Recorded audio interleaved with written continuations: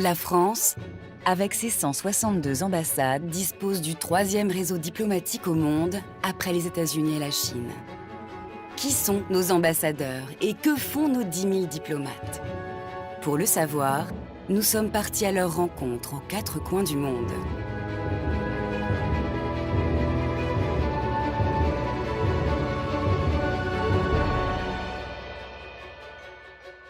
Aujourd'hui, direction le Chili. Une fine bande de terre de 4300 km qui s'étend du désert de l'Atacama jusqu'au pôle sud de l'Amérique latine. Avec seulement 16 millions d'habitants pour un territoire presque aussi grand que la France, le Chili est pourtant le pays le plus développé de tout le continent sud-américain. À Santiago, la capitale du pays, la mission diplomatique française y est en exercice depuis plus de 70 ans. Elle y représente la France et veille sur ses 70 000 vacanciers annuels, ainsi qu'une petite communauté d'environ 20 000 expatriés. À la tête de la mission diplomatique depuis 8 mois, Caroline Dumas. Économie, politique ou culture, cette diplomate de terrain participe au rayonnement de la France dans tous les domaines. La diplomatie, c'est préparer l'avenir. Travailler pour l'avenir, travailler vers les jeunes générations, développer notre influence dans ce but-là.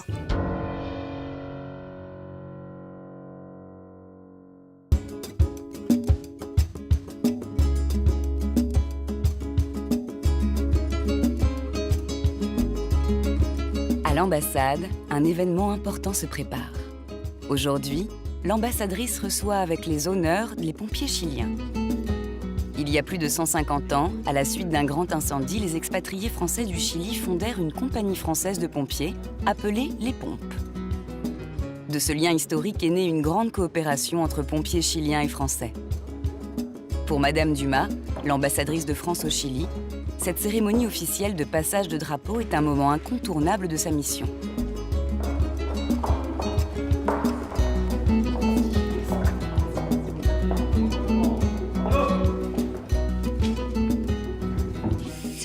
Messieurs, commandants des corps de pompiers, c'est un grand honneur de présider aujourd'hui cette cérémonie. Vos compagnies sont intimement liées aux compagnies en France. Aujourd'hui, j'ai l'honneur de vous remettre le drapeau de la Fédération nationale des pompiers de France. Et je suis heureuse de le remettre à la Fédération des Pompes France au Chili. Vive le Chili! Vive la France!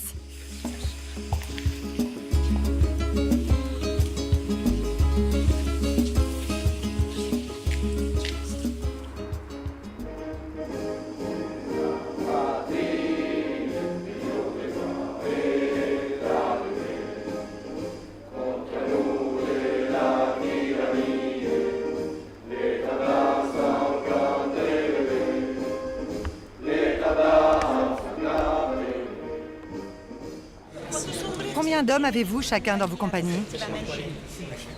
45? Et nous avons maintenant une femme. Ah, une femme, très bien. Nous, seulement des hommes. Il n'y a pas de femmes, mais vous, oui. Mais vous, vous avez des femmes. À Chilagne, il y a des femmes? Oui? Il y en a une ici.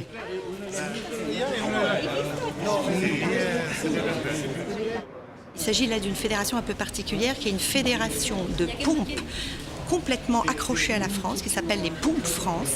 Il y en a dans de nombreuses villes du Chili. Là, nous avions les plus importantes représentées. Donc, nous avions 4 unités, si vous voulez, de pompiers, entre 40 et 100 personnes dans chaque unité, qui sont liées à la France, qui apprennent le français et qui ont des liens avec les associations de pompiers français, qui sont soutenus par les pompiers de Paris ou les pompiers d'autres villes de France.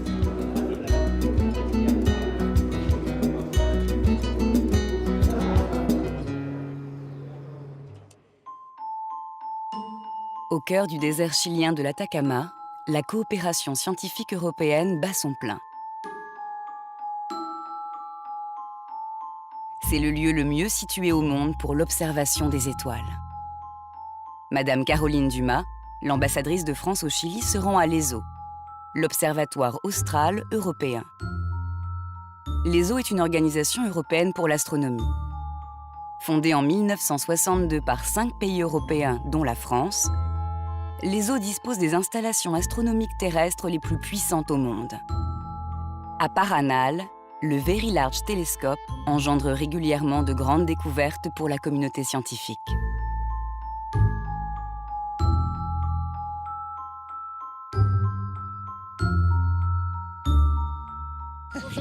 Bienvenue. Bonjour madame, bien sûr, bonjour madame. Bonjour monsieur. Bonjour monsieur, oui. Bonjour monsieur, oui. Bonjour. Écoutez, merci de nous accueillir dans un site exceptionnel. Hein. Bienvenue sur Mars. Oui, absolument.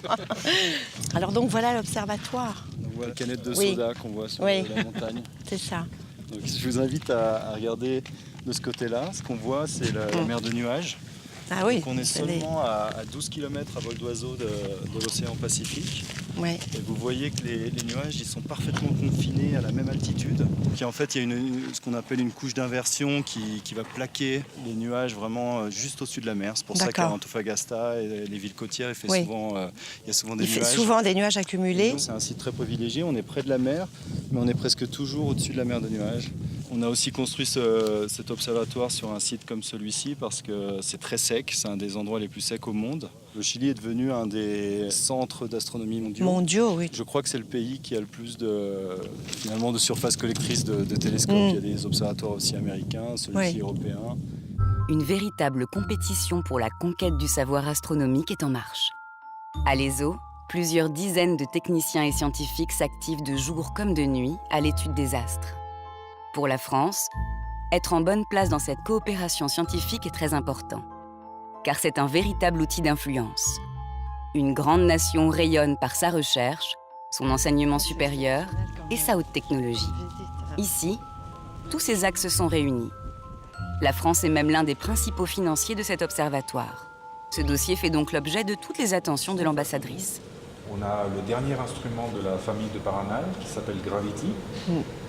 Et donc le but de cet instrument, c'est d'observer l'influence du trou noir au centre de la galaxie sur les étoiles qui sont voisinantes et d'en déduire un petit peu la déformation de l'espace-temps et toutes les théories de la gravitation et de la relativité générale qui sont liées à ça. Donc cet instrument en fait est tellement important pour la science qui l'observe que beaucoup de gens disent que d'ici quelques années, il y a un prix Nobel à la clé. Ça serait formidable. On serait tous contents. Parce qu'il y a quand même une consécration, oui, oui. Ah, c'est impressionnant. Voilà, donc en fait ici il y a un très long tunnel avec des rails. Et sur ces rails se déplacent ces petits chariots. On positionne un miroir d'une assez bonne taille qui injecte la lumière sur l'axe du tunnel dans ces petits chariots. Et ces petits chariots, pendant la nuit, se déplacent de manière à retarder la lumière pour que l'instrument reçoive la lumière des 4 télescopes au même moment. Je crois qu'il y a peu d'endroits dans le monde, au niveau précision optique, qui sont aussi demandants que cet endroit. Oui. Oui, c'est impressionnant. Donc là, le télescope est en train de s'incliner vers nous. Donc voilà ce fameux miroir Voilà, c'est celui-là fabriqué par Reosc Reosc en France. en France, Saint-Pierre-du-Ferré, oui. Pour que vous ayez une idée à peu près de la quantité de données qu'un astronome peut analyser dans une année, c'est avec 8 nuits d'observation, c'est suffisant pour toute l'année. On peut dire que les astronomes qui vivent au Chili, ils travaillent aussi pour des collègues Absolument. qui en fait leur passent des commandes. Oui, exactement. Voilà, c'est ça. Ils reçoivent les commandes, ils observent et ils envoient les C'est ça. informations. D'accord. On appelle ça le mode service. Le mode service. On prête un service à la communauté astronomique. C'est ça. Vous pouvez voir maintenant la coupole qui s'ouvre. Voilà, et au moment où la coupole s'ouvre, formidable. On voit le rosé du ciel, là.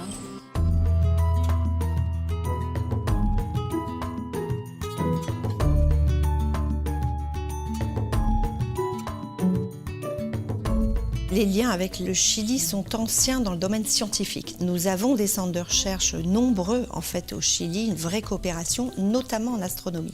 Et puis nous sommes notamment sur ce télescope-là à la charnière entre une diplomatie scientifique, une diplomatie économique. Manifester ce soutien, c'est montrer l'intérêt qu'on porte à la technologie française, à l'étranger, et ce sont au final des emplois en France.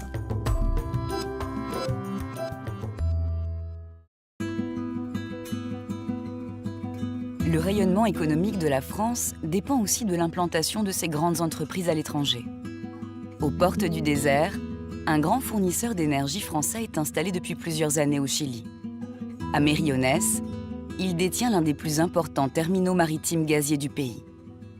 Ce géant français de l'énergie est devenu l'un des principaux acteurs du secteur. L'ambassadrice doit connaître ce dossier sur le bout des doigts. Elle est venue aujourd'hui en visite de terrain pour rencontrer son directeur. Bienvenue à Genele Mejillones, qui est actuellement un des 2 terminaux méthaniers du Chili. Donc on va commencer pour visiter le terminal par le point de déchargement des bateaux qui arrivent donc des 4 coins du monde avec leur cargaison de gaz naturel liquéfié de l'ordre de 150 000 m3 sous forme liquide. Allez.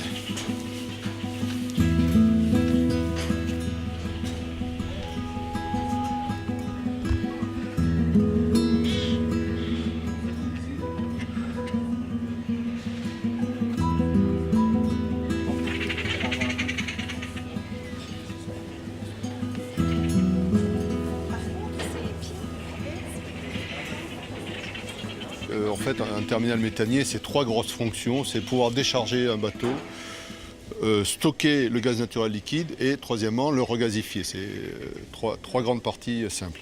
Donc les 4 bras que l'on voit de ce côté-là s'accouplent au bateau et l'opération dure environ une quinzaine d'heures, on va dire, pour transférer tout ce qui est à transférer depuis le bateau, le vider, pour ensuite transporter le gaz naturel de l'autre côté. Et quel rythme de bateau, d'approvisionnement en gaz liquéfié? Alors le terminal a été conçu aujourd'hui pour pouvoir décharger une vingtaine de bateaux par an.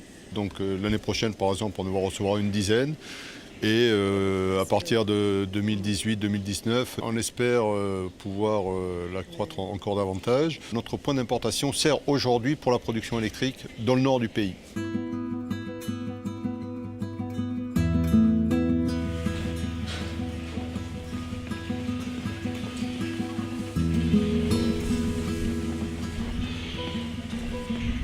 Oui, on avait...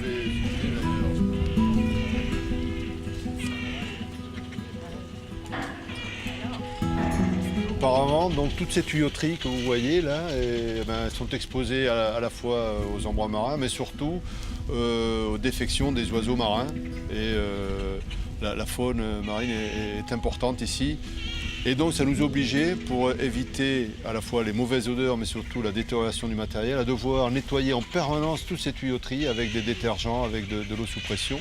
Donc avec cette solution, on a donc un rapace qui, par nature, fait peur aux autres oiseaux ou effraie les autres oiseaux et donc évite précisément, donc on résout le problème à la source, évite précisément que les oiseaux viennent faire leur nid ici ou vivre et salir nos installations. Donc c'est vraiment une solution tout à fait écologique. Alors on peut le toucher.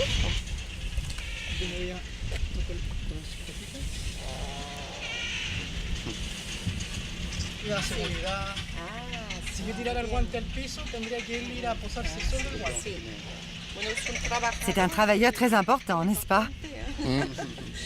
Ah mais vous en sortez bien, parce que je peux vous dire, il y a d'autres personnes qui viennent faire ça, mais des fois c'est le bras très tendu, alors que vous, presque vous le caressez, l'oiseau.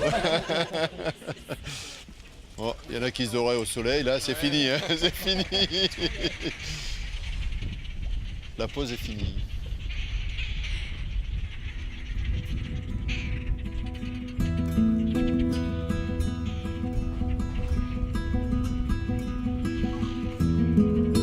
Le Chili est le pays le plus sismique au monde. C'est là où la terre tremble le plus et le plus fort. Sur la côte, à Mériones, le groupe français a conçu de gigantesques réservoirs de stockage de gaz capables de résister au Big One, Attention la tête. le tremblement de terre le plus fort jamais connu.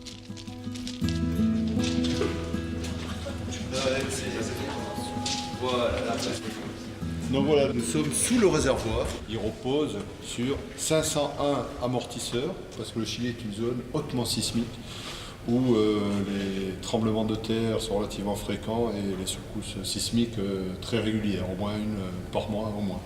De niveau 4 sur l'échelle de Richter, ce qui en Europe peut paraître très grave, mais ici, le niveau 4, ça ne fait même pas la 4e page de la presse. Il a été conçu et construit pour résister aux plus forts tremblements de terre qu'on peut connaître sur Terre. Baissez le rideau. Hop. Attention le rail. Voilà. Là, on va faire un peu d'exercice. On va monter, ouais, et ça sera plus facile à la descente. Allez, je passe devant.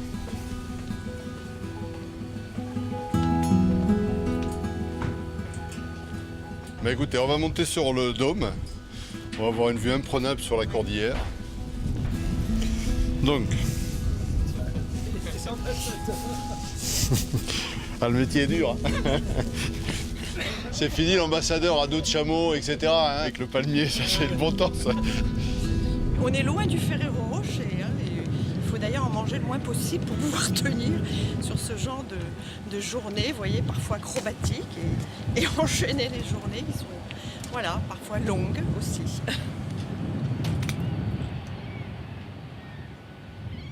Nous sommes au sommet du terminal, sur le dôme du réservoir, ce qui nous permet d'avoir une vue assez exceptionnelle sur la nature chilienne et puis visualiser en même temps le développement industriel de cette région. Alors on voit les premiers contreforts de la cordillère, d'ailleurs on l'appelle la pré-cordillère des Andes, mais il faut voir que derrière cette pré-cordillère, derrière les Andes, à une centaine de kilomètres, 150 kilomètres d'ici, se trouve l'Argentine. Donc il y a un grand pays qui a une histoire énergétique très intime avec le Chili, puisque il y a une vingtaine d'années, le gaz naturel traversait ces montagnes d'est en ouest pour arriver dans cette région du nord du Chili.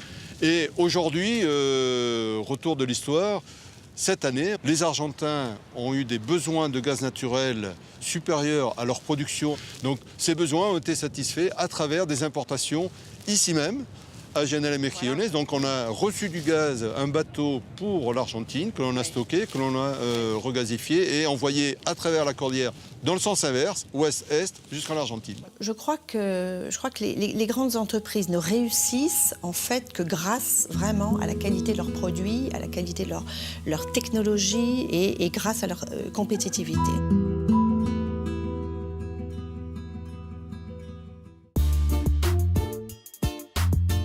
À 120 km au nord de Santiago, la capitale, la ville de Valparaíso, le premier port du pays. Ce qui fait la réputation de Valparaíso, c'est son incroyable richesse culturelle. Un peu partout dans les ruelles escarpées, l'art trône fièrement et colore les murs de la ville. De véritables œuvres d'art, réalisées par les nombreux talents locaux, laissent planer un sentiment de liberté et d'effervescence artistique.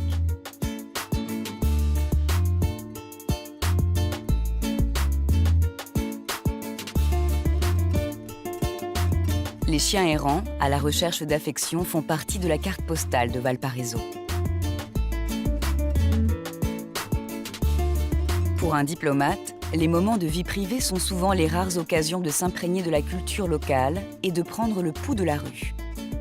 Caroline Dumas, l'ambassadrice, est en déplacement à Valparaíso. Quentin Sonneville est le consul honoraire de France de Valparaíso. Cet expatrié représente localement la France dans la région. Il s'est proposé de servir de guide à l'ambassadrice. Xavier Thierry, le numéro 3 de l'ambassade, accompagne lui aussi Madame Dumas dans son déplacement.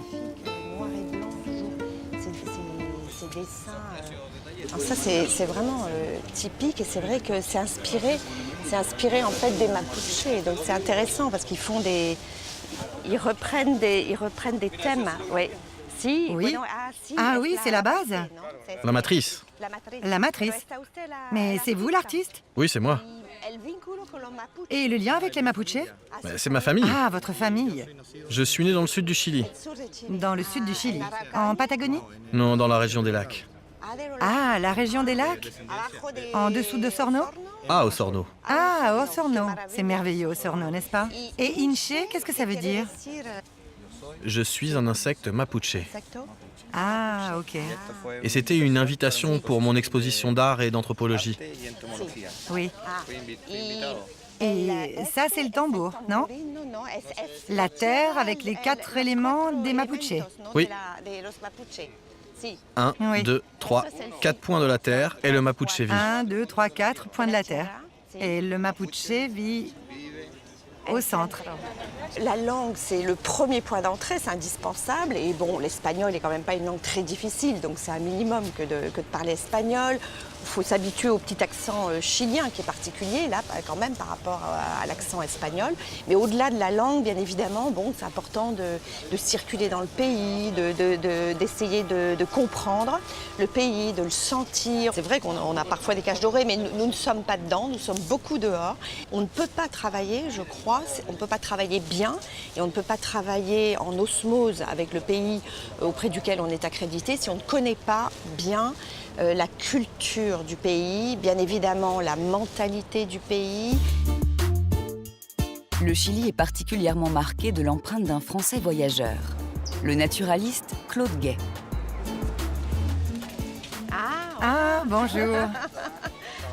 Enchantée. Si Claude Gay, le Français, inspire encore le pays, c'est parce que lors de ses multiples séjours au Chili entre 1828 et 1873, cet ancien professeur de sciences réalisa la première étude environnementale du pays. Tous les produits que nous avons sont faits à Valparaiso. C'est fait ici avec des personnes qui vivent ici. Nous avons une collection de Claude Gay, un Français, un naturaliste français qui est venu vivre au Chili et qui a une place importante dans l'histoire du Chili. Ah oui, Claude Gay, absolument. Qui a vécu ici et a été une personne très importante. Et nous avons des produits avec des dessins de Claude Gay, les livres par exemple. Ah, les dessins sont de Claude Gay.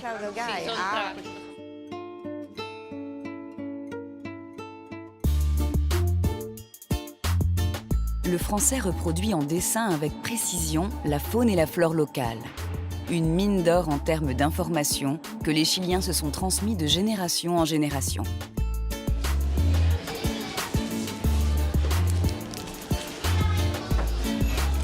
Alors là, on descend vers le port et vers l'état-major de la marine, en fait, c'est ça. On aboutit près de la... Le palais de justice également. Ah, le palais de justice. C'est la place Sotomayor avec le monument de notre crâne. Ah oui. Le héros national de l'indépendance. Bon, on va y aller.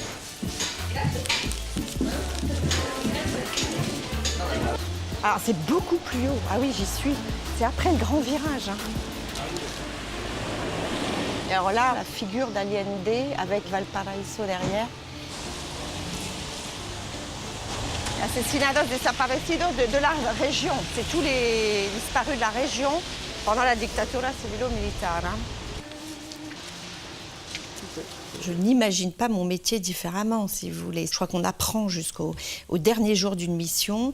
Certes, on court beaucoup du matin au soir, mais quand on peut se promener plus tranquillement, découvrir le pays, c'est absolument indispensable à une bonne appréhension du pays dans lequel on fonctionne, si je puis dire.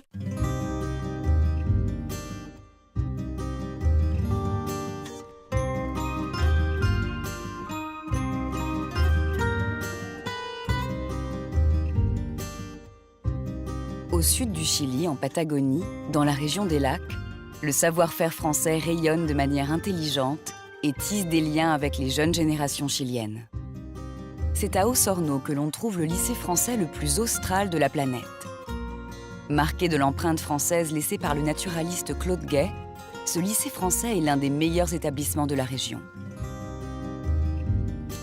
C'est l'Agence française pour l'enseignement français à l'étranger, l'AEFE, qui gère ces établissements du bout du monde.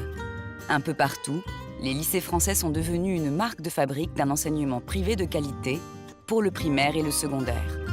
Ce petit paradis de la culture française est géré par Didier Coltin.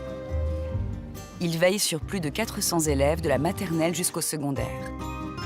Après la Colombie et le Liban, ce globe-trotteur de l'enseignement a posé ses valises à Osorno il y a 3 ans. Aujourd'hui, il assiste à une rencontre entre CM1 et CM2. Les grands sont partis en France faire un voyage d'études et doivent raconter à leurs cadets leur expérience. Bonjour, je m'appelle Felipe et je vais vous présenter notre voyage en France. Le 26 août, nous sommes partis des enfants de CM2 de l'école française. Nous sommes allés pour pratiquer plus notre français parce que nous sommes depuis la maternelle à l'école et avec la seule personne avec laquelle on parle, c'est avec la maîtresse. Le 1er septembre, nous sommes allés à la gare Montparnasse pour prendre un train à Bayonne qui se situe là. On a fêté l'année dernière les 70 ans de l'établissement et les familles fondatrices de l'établissement étaient des Français venant du Pays Basque. Donc avec les enseignants qui ont monté le projet Voyage en France, on s'est dit que ça serait bien de retourner sur les traces des familles fondatrices de l'établissement et d'essayer de retrouver des liens, de renouer des liens avec des familles basques. Avant de partir, on doit être très autonome. Par exemple, on doit savoir surtout prendre la douche, faire la toilette et organiser ses habits. Et on a visité Bayonne, Césarène, son marché, un club de rugby,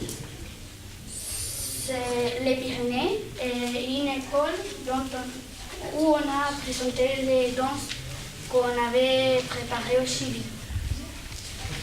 Je vous recommande à 100% ce voyage, d'abord parce que vous partez en groupe avec les camarades et après parce que vous allez découvrir un nouveau pays et de nouvelles choses. J'ai adoré cette rencontre car j'ai découvert beaucoup de personnes et encore je garde contact avec des filles, on parle tous les jours.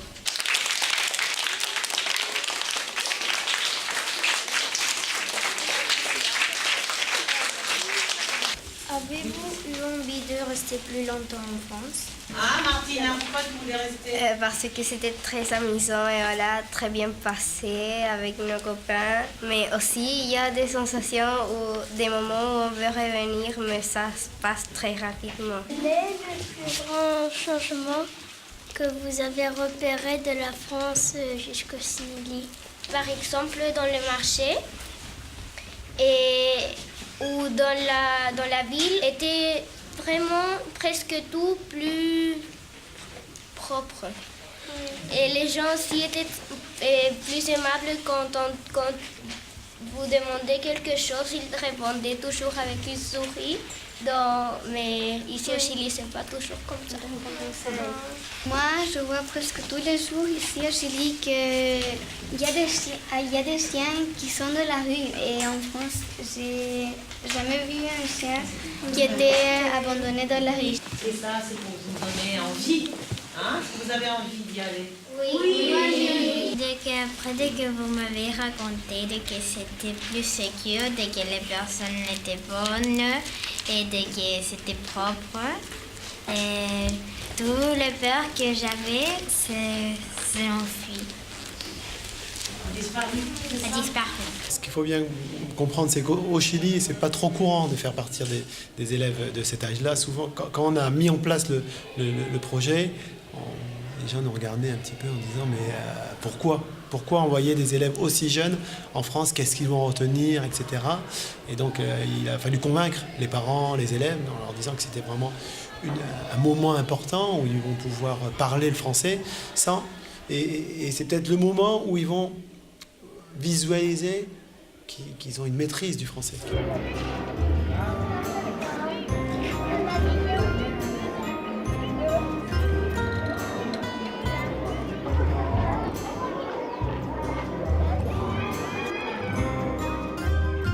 Didier est venu s'installer avec sa petite famille.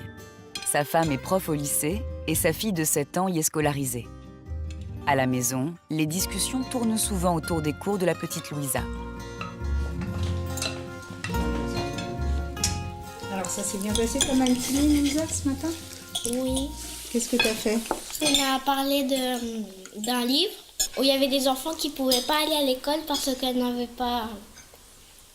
Bon, ils n'avaient pas d'argent. Et l'école, c'était beaucoup d'argent.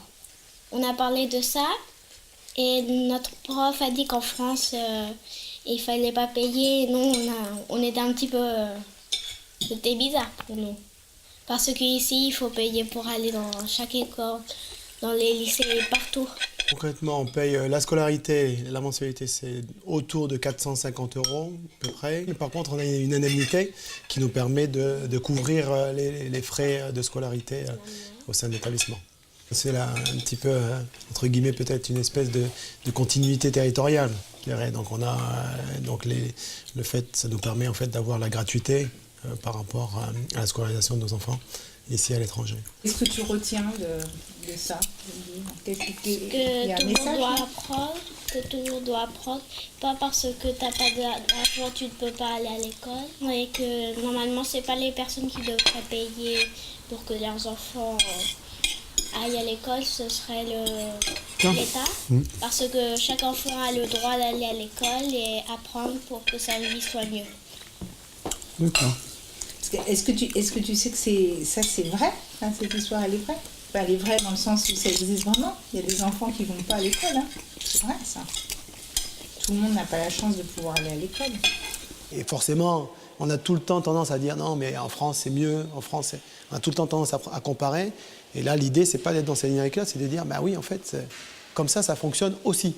Ça nous permet de systématiquement nous interroger sur notre vision du monde et sur les valeurs qu'on a et de les confronter. Et c'est ce qui est, je dirais, intéressant par rapport à ces voyages qu'on peut entreprendre ou qu'on peut avoir fait autour du monde.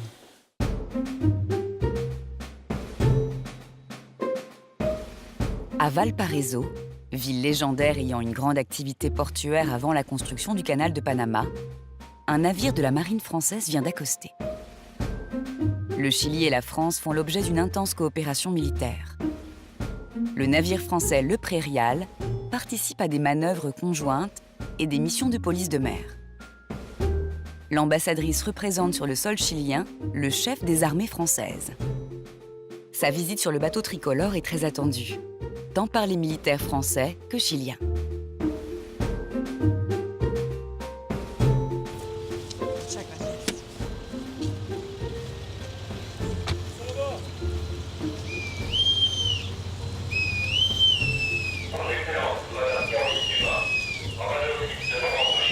Commandant.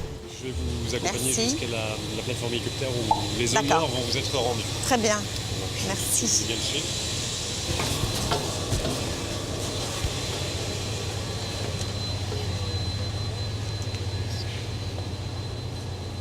Rendez les honneurs!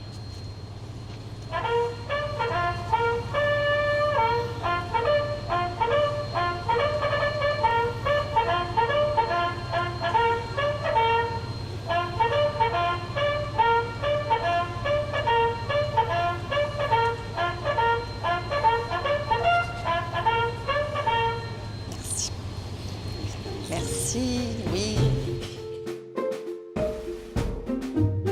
Ce bateau de 96 mètres, capable d'accueillir 86 marins, est basé à Papeete, en Polynésie française. Un dédale de couloirs alimente les différentes parties du bateau, de la cale jusqu'au carré du commandant.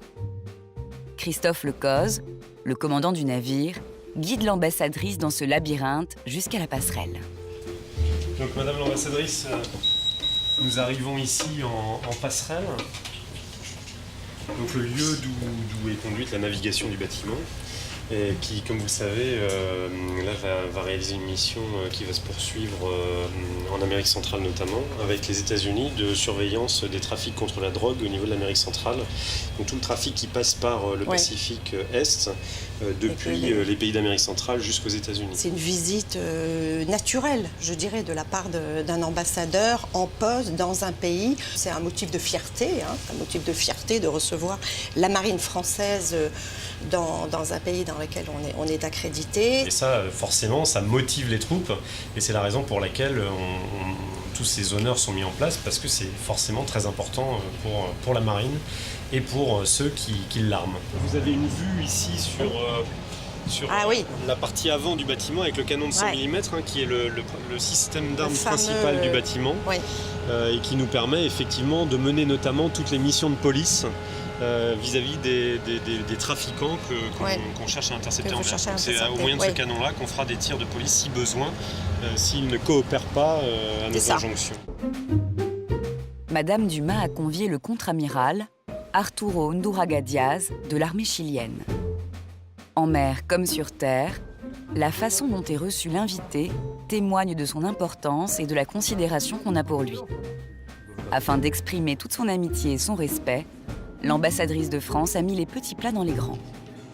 C'est au carré du commandant que l'entrevue se déroule. Cocktail et déjeuner officiel à la française serviront d'étendard à la collaboration franco-chilienne.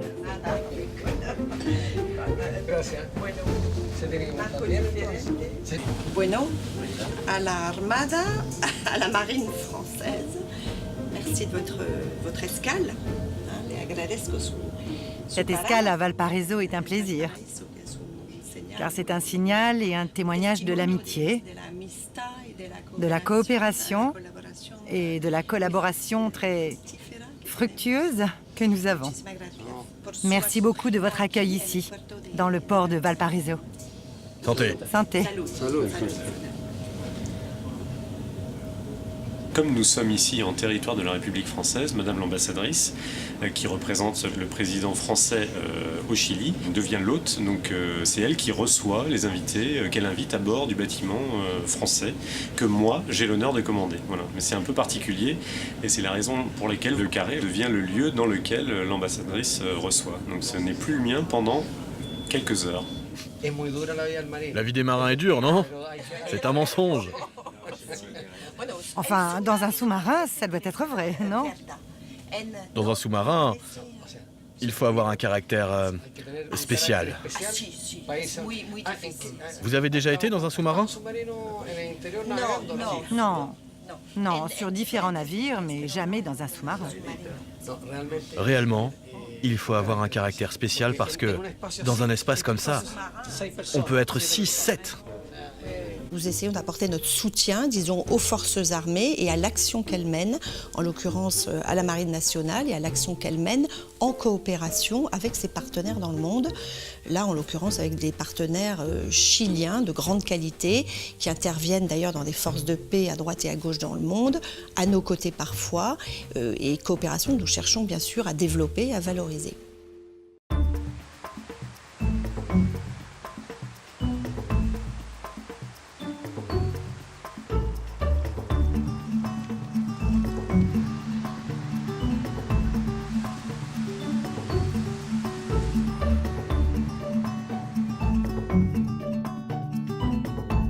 Pour rayonner économiquement, la France s'est dotée d'un service de diplomatie économique appelé Business France. Sa mission est d'aider les entreprises françaises dans leur développement à l'international et d'encadrer les jeunes Français venus faire un stage d'entreprise à l'étranger. On appelle cela un VIE, pour Volontaire International en Entreprise. C'est Laura qui veille sur ses stagiaires. Laura et Bruno, le responsable de Business France pour le Chili, doivent rendre visite aux stagiaires sur leur lieu de travail cet après-midi. Bonjour Bruno, je venais vous voir pour la visite de cet après-midi.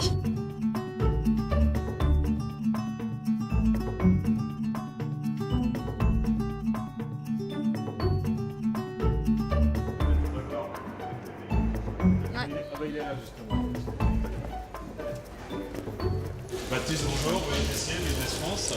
Voilà, mucho gusto, vous êtes Tessier, Business France. Baptiste, on est heureux de vous voir avec Laura, effectivement. Vous êtes arrivé il n'y a pas très longtemps. Je suis arrivé en début juin, donc ça fait 4 mois que je suis ici. Et avec l'entreprise, comment ça se passe? L'intégration, l'ambiance Les collègues m'ont très bien accueilli. Ça a été un peu compliqué pour moi au début, parce que bon, je parlais espagnol, mais ici c'est le chilien et c'est vraiment différent. Ouais. Donc ça m'a coûté un petit peu les premières semaines, mais au fur et à mesure, ça va très bien. Du coup, tu es bien installé, tu as trouvé un appartement facilement. Tu habites où d'ailleurs? J'habite dans Providencia, donc en fait c'est le centre de Santiago. Je sais pas si tu sais du coup, parce que tu viens d'arriver, mais on fait des petits repas entre veilleux, c'est complètement informel. Et donc on essaie de faire ça une fois tous les 2 mois, à peu près 2-3 mois. Et on en a un le 27 octobre. D'accord. Voilà, donc si tu veux, tu peux venir sans souci. Avec plaisir. Voilà.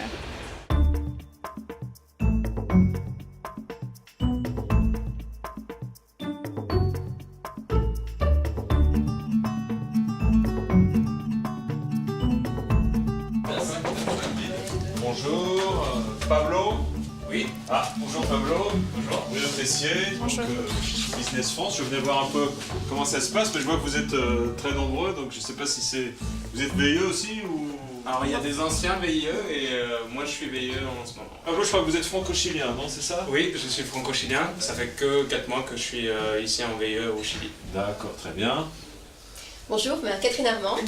Alors moi ça fait 10 ans que je suis au Chili. Et donc Pablo vient intégrer mon équipe. Super. Donc on continue, on perpétue la tradition du VIE. On a quelqu'un qui démarre, on a quelques-unes qui sont là déjà depuis quelques années, qui leur permet d'allier à la fois un job intéressant, je pense, et puis une vie privée qui font que vous avez envie de rester. Donc là, on a la preuve du succès du système, de la mobilité et de la possibilité pour les jeunes de mettre vraiment un pied à l'étrier pour l'international. Je veux dire, sinon, en sortant de l'école, avoir tout de suite un job à l'international, je pense que c'est pas forcément facile, et le VIE en est vraiment le plus bel exemple. Et vous en êtes encore la preuve vivante, puisque on a débouché sur un boulot dans une multinationale française. Que dire de mieux pour le système?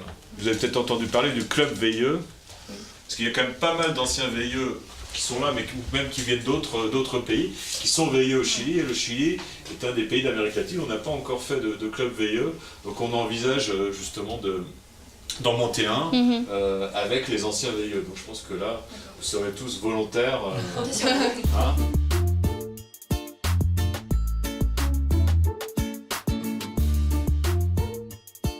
Pour faire adhérer les anciens à un réseau d'influence, il faut d'abord créer des liens lors des stages.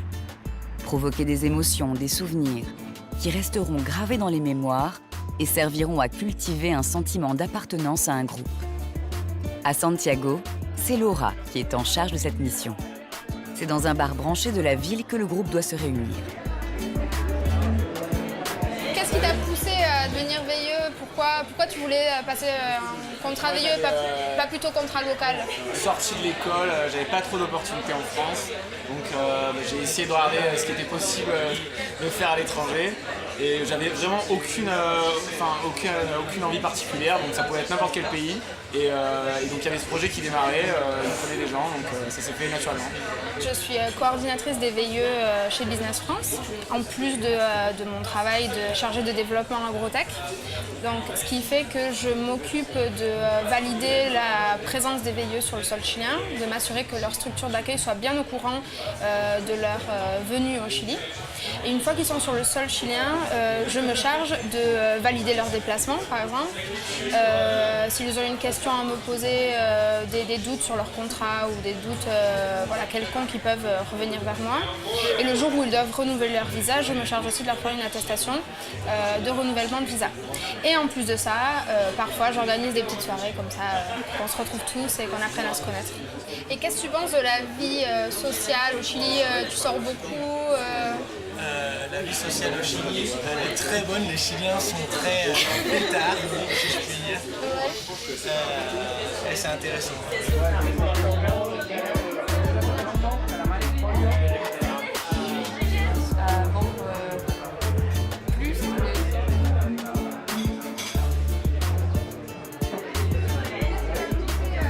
Bon, du coup, Thomas, toi, tu finis ton VIE dans 2 semaines, 3 semaines? La semaine prochaine. Et du coup, tu vas où après à la suite de mon VIE? Ouais, à la suite de ton VIE. Et je continue ici, dans la même entreprise, en contrat local. Un contrat local? Un contrat chilien, oui. On s'habitue facilement au Chili, c'est pas un pays compliqué. Et les conditions de vie sont plutôt bonnes. Et le travail où je suis me plaît beaucoup. Donc, j'ai accepté assez facilement. On se retrouve et on crée du lien, on sort ensemble, on se rend compte qu'en fait on vient à peu près tous soit des mêmes écoles, soit des mêmes régions. Donc voilà, on sort ensemble, on parle de nos expériences et puis plus tard, qui sait, peut-être qu'on se retrouvera dans un autre pays et voilà.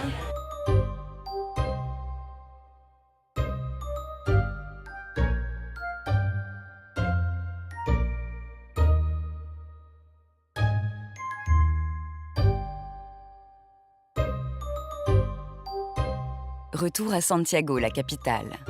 L'ambassadrice dispose gracieusement d'un logement de fonction. C'est la résidence de France.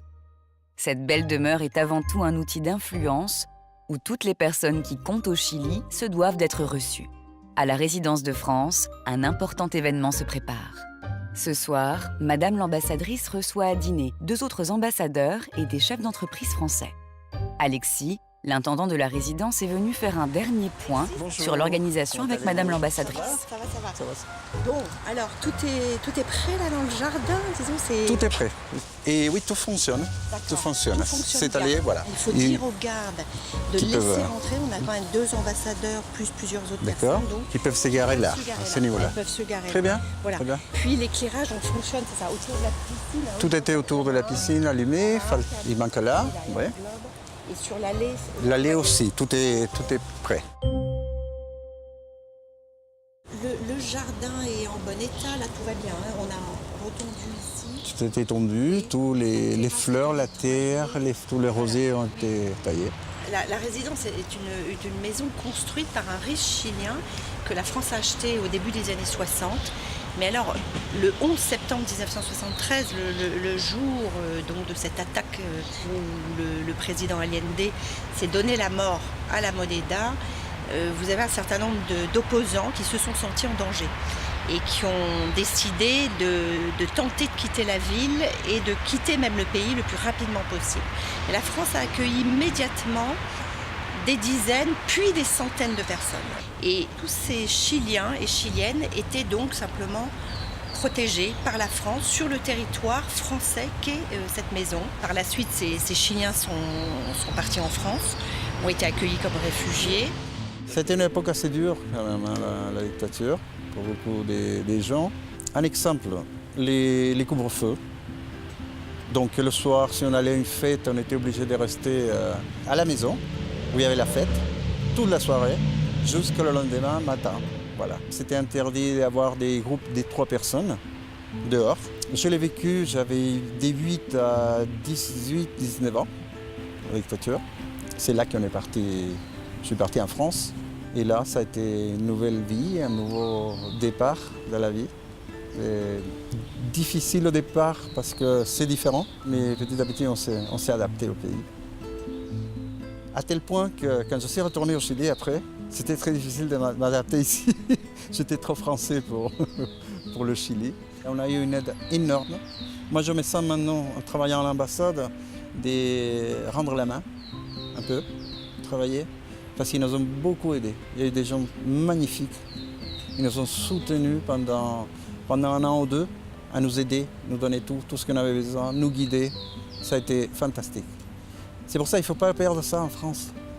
Il ne faut pas le perdre, il faut imiter, tous les pays devraient imiter ça, de pouvoir recevoir les gens. C'est très touchant et nous avons évidemment gardé aussi une vraie richesse sur le territoire français qui sont ces Chiliens qui finalement sont vraiment devenus français, sont restés en France et ont choisi de faire leur vie en France, mais qui restent très attachés évidemment au Chili.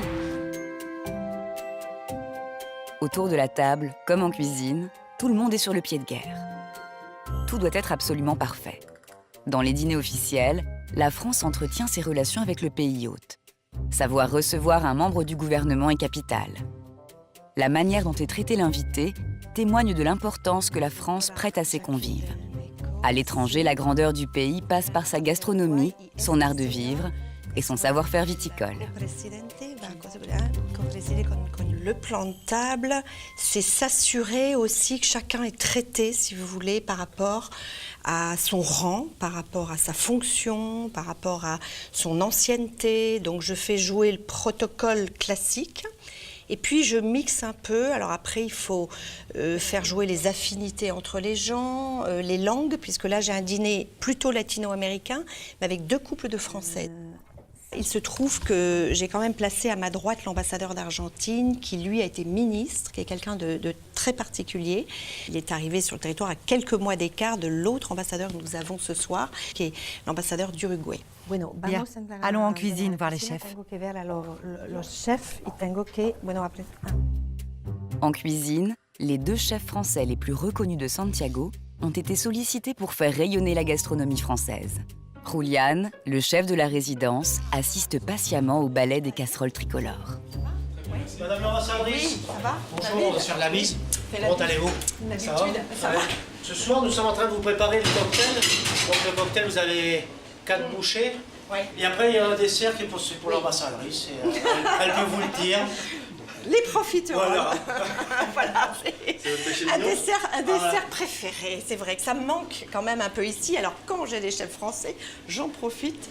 Voilà, je choisis des bonnes profiteroles, mais c'est très apprécié. J'ai déjà testé.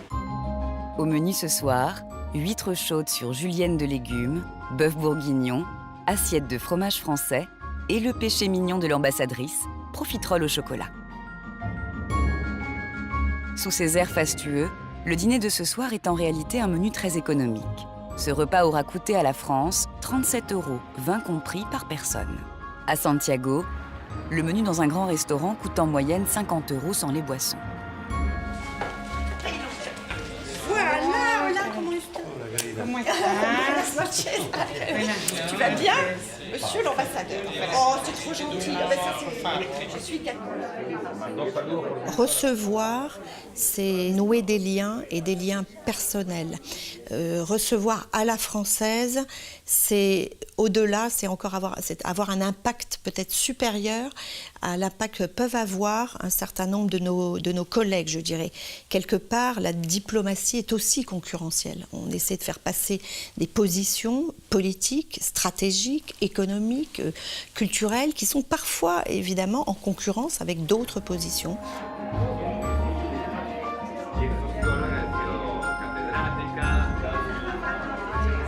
Partager un moment de convivialité, des moments de détente aussi ensemble avec des personnes ou des personnalités étrangères, c'est nécessaire pour mieux se comprendre, pour créer des liens de confiance. Le mot confiance est indispensable pour pouvoir ensuite travailler, négocier, voire obtenir, bien évidemment, des choses parfois difficiles à obtenir, faire changer quelqu'un de position, faire valoir nos positions à nous. Au final, l'enjeu, je dirais, c'est d'être au rendez-vous. Le Chili nous attend, il faut juste être au rendez-vous, continuer d'enrichir notre relation et de l'enrichir pour demain, pour l'avenir, pour les jeunes et pour les jeunes Français et les jeunes Chiliens de demain.